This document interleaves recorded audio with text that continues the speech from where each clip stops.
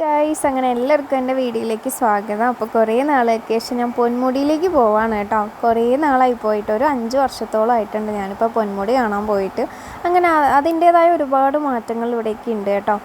അങ്ങനെ അതാ പൊന്മുടി കയറാൻ പോണ വഴിയാണ് കേട്ടോ. ഞങ്ങൾ ഒരു 3 മണി സമയമായ ടൈമിലായിരുന്നു കേട്ടോ. 3 മണി, ഒരു 2:45 3 മണി ആവാറായിട്ടുണ്ടായിരുന്നു. ആ സമയത്താണ് തോണ്ട് നമ്മുടെ പൊന്മുടി കയറാനായിട്ട് പോവാണ് കേട്ടോ. ഈ പോണ വഴികൾ എനിക്ക് ഭയങ്കര ഇഷ്ടമാണ്, സത്യം പറയാമല്ലോ. പൊന്മുടിയിൽ ഈ കയറി പോണ വഴികൾ എന്ത് ശാന്തവും നല്ല കിളികളുടെ ശബ്ദവും, സത്യത്തിൽ നല്ല സമാധാനം തരുന്ന ഒരു അന്തരീക്ഷമാണ് കേട്ടോ.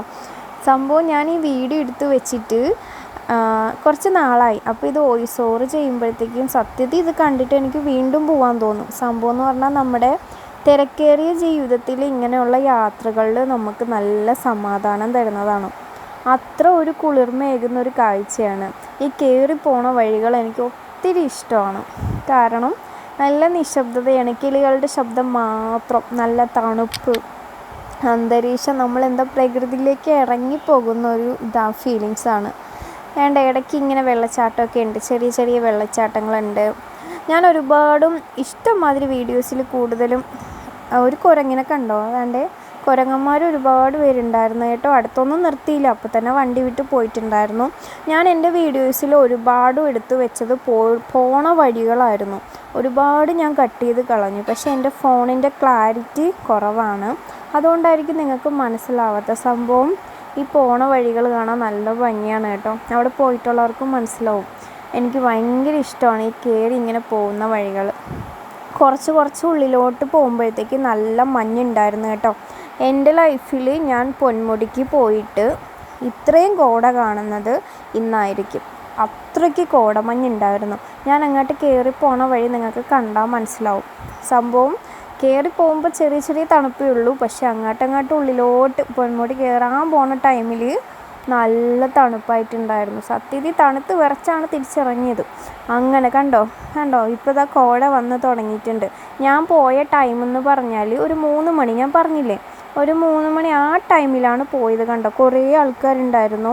കോടമഞ്ഞ് കണ്ടോ, അതാ മൂടി തുടങ്ങിയിട്ടുണ്ട് കണ്ടോ. സത്യത്തിൽ ഞാൻ പൊന്മുടിക്ക് പോയിട്ട് ഇത്രയും കോടമഞ്ഞ് ഇന്നേ വരെ കണ്ടിട്ടില്ല ഗൈസ്. സത്യം ഇതിൻ്റെ ഫീലിങ്സ് എനിക്ക് എങ്ങനെ പറഞ്ഞ് നിങ്ങളുടെ അടുത്ത് തരണമെന്നറിയില്ല. അത്ര സൂപ്പറായിരുന്നു കേട്ടോ. ഇതൊക്കെ നേരിട്ട് കണ്ടാലേ ആസ്വദിക്കാൻ പറ്റും. എൻ്റെ ഫോണിൽ അത്ര ക്ലാരിറ്റി ഇല്ല, ഞാൻ പറഞ്ഞിട്ടുണ്ടല്ലോ. നല്ല സൂപ്പർ കോടമഞ്ഞായിരുന്നു. എൻ്റെ ലൈഫിൽ ഇത്ര ഞാൻ കണ്ടിട്ടില്ല. അതിൻ്റെ സന്തോഷമാണ് എൻ്റെ മുഖത്ത് നിങ്ങൾ കാണുന്നത് ഗൈസ്. അത്ര തണുപ്പുമായിരുന്നു, ഭയങ്കര സന്തോഷമായിരുന്നു കേട്ടോ. സംഭവം ഇത്രയ്ക്ക് ഞാൻ കണ്ടിട്ടില്ല, അതുകൊണ്ടാണ്.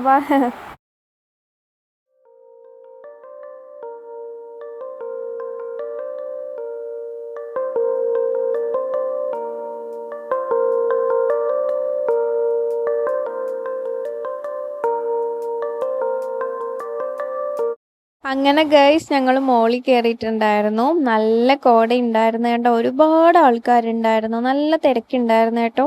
ഒരു 3 മണി ടൈം, ഞാൻ പറഞ്ഞല്ലോ 3-3:30 ആയിട്ടുണ്ടായിരുന്നു. നല്ല കോടമഞ്ഞുണ്ടായിരുന്നു. എനിക്ക് സത്യത്തിൽ നല്ല തണുക്കുന്നു, കാരണം എനിക്ക് കൂടുതലും തണുപ്പ് ഇഷ്ടമല്ലാത്ത ആളാണ്. അപ്പോൾ കൂടുതലും തണുപ്പെടുത്താൻ എനിക്ക് വയ്യാണ്ടാവും, അങ്ങനെയൊക്കെയുള്ള ആളാണ് കേട്ടോ. അപ്പോൾ എങ്കിലും കോടമഞ്ഞ് ഇത്ര കണ്ടപ്പോൾ എനിക്ക് ഭയങ്കര സന്തോഷമായി. ഇത്രയും കോടമഞ്ഞ് ഞാൻ എൻ്റെ ജീവിതത്തിൽ ആദ്യമായിട്ടാണ് കാണുന്നത്.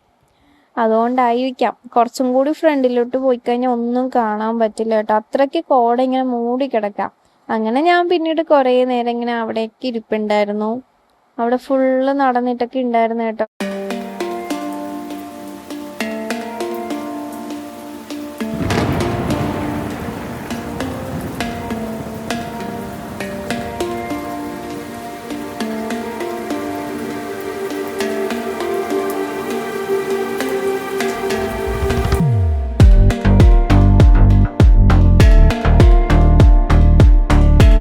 അങ്ങനെയാണെങ്കിൽ വേഗം തന്നെ ഇറങ്ങി, കാരണം കുഞ്ഞാറ്റയ്ക്കാണെങ്കിൽ തണുക്കണ്ട് പറഞ്ഞിട്ടുണ്ട്, പോണം എന്നൊക്കെ പറഞ്ഞ് വാശിയായിരുന്നു. അങ്ങനെ വേഗം തന്നെ താഴെ ഇറങ്ങിയിട്ടുണ്ടായിരുന്നു. താഴെ ഇറങ്ങിയപ്പോൾ ഇതാ ഒരു പഴം കണ്ടോ, അതിൻ്റെ പേരറിയാവുന്നവരൊന്ന് കമൻറ്റ് ചെയ്യണേ. പിന്നെ താഴേക്ക് പോണ വഴിക്ക് ഒരു മയിലിനെ കണ്ടിട്ടുണ്ടായിരുന്നു. ഒന്നൊന്നും അല്ല കേട്ടോ, ഒരുപാട് മയിൽ കണ്ടിട്ടുണ്ടായിരുന്നു.